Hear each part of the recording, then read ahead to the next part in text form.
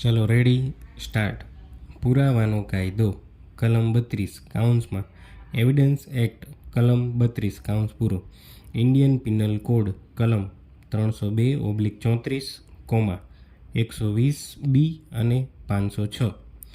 પુરાવાનો કાયદો કલમ 32 ડૉક્ટરનો એવો અભિપ્રાય મેળવ્યા પછી કે દર્દી મરણોન્મુખ નિવેદન કરવાને માટે લાયક સ્થિતિમાં છે, મેળવેલ નિવેદન મૌખિક પુરાવો અને સાંયોગિક પુરાવાથી મેળવેલ નિવેદન કરતાં બહેતર ગણાય.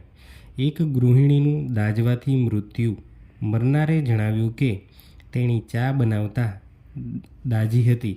આવું નિવેદન તે કોઈ જાતના દબાણ વિના અને સંપૂર્ણ ભાનમાં કરતી હતી. નીચલી કોર્ટે આ નિવેદનને ગણતરીમાં ન લીધું, કેમ કે તેના મતે તે ભયથી કરાયું હતું.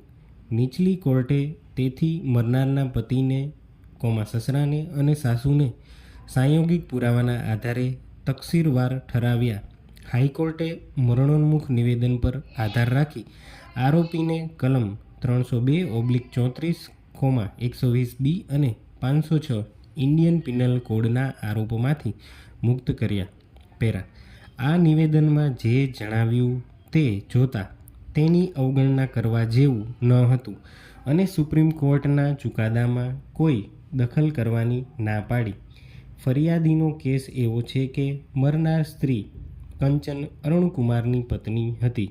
રિસ્પોન્ડન્ટ 1 તે મરનારના સસરા છે. રિસ્પોન્ડન્ટ 2 તે મરનારનો પતિ છે અને રિસ્પોન્ડન્ટ 3 તે તેની સાસુ છે. મરનારની નણંદને આ વાંધાની સાથે તપાસવામાં આવી હતી, પરંતુ નીચલી કોર્ટે તેને છોડી દીધી. એમ કહેવામાં આવે છે કે મરનાર તેના લગ્ન સમયે પૂરતું દહેજ ન લાવી હોવાથી તેને સતાવવામાં આવતી હતી. તેથી તારીખ 28/6/1983ના રોજ બધાય આરોપીઓએ તેને કાયમ માટે દૂર કરવાનો નિશ્ચય કરી કાવતરું કરી તેના પર કેરોસીન છાંટી તેને સળગાવી દીધી અને બાથરૂમમાં પૂરી દીધી. મરનારે બચવા માટે ચીસો પાડતા આડોશી પાડોશી દોડી આવ્યા અને આરોપીઓએ તેમને જણાવ્યું કે ઇલેક્ટ્રિક શોર્ટ સર્કિટ થવાને લીધે ટોવેલ બળી રહ્યો છે. વળી તેમણે કહ્યું કે આ તેમની ઘરેલું બાબત છે. અડધા કલાક પછી મરનારને ખાટલા પર સુવાડી દવાખાને લઈ જવામાં આવી. ત્યાં જ્યુડિશિયલ ઓફિસરે તેનું છેવટનું નિવેદન લીધું. દવાખાનામાં દાખલ કરનાર ડૉક્ટરે જણાવ્યું કે બળી જવાની ઈજાઓને લીધે પછીથી તે સ્ત્રી મૃત્યુ પામી.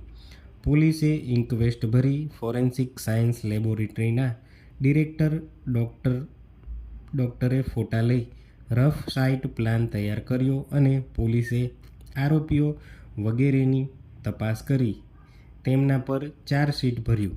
ફરિયાદ પક્ષે 14 સાક્ષીઓ તપાસ્યા. આરોપીઓએ ગુનો કર્યાનો ઇનકાર કર્યો. તેની દલીલ એવી હતી કે આ એક અકસ્માત હતો. પેરા. આ કેસ સાંયોગિક પુરાવા પર આધારિત છે. મરનારનું છેવટનું નિવેદન જણાવે છે કે તે ચા કરતા દાઝી અને તેના પતિ, નણંદ અને સાસુ તેને બચાવવા આવ્યા અને તેની સાસુએ તેને હોસ્પિટલમાં દાખલ કરી. સેશન્સ જજ આ નિવેદન સ્વીકારવા તૈયાર ન હતા. તેમના જણાવ્યા પ્રમાણે મરનારને એવો ભય હતો કે તેના છોકરાને આ લોકો મોતને ઘાટ ઉતારશે, તેથી તેણે આવું નિવેદન આપ્યું છે. સ્ટોપ.